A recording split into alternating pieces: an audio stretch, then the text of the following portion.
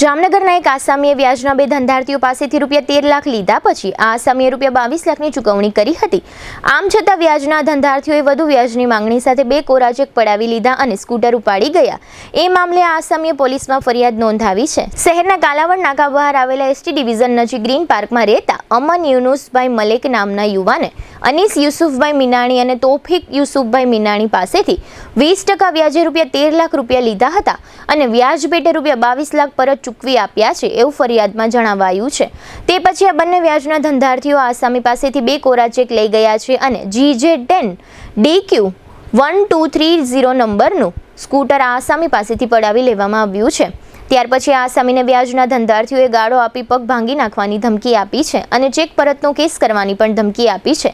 એમાં ફરિયાદીએ પોલીસમાં જાહેર કર્યું છે।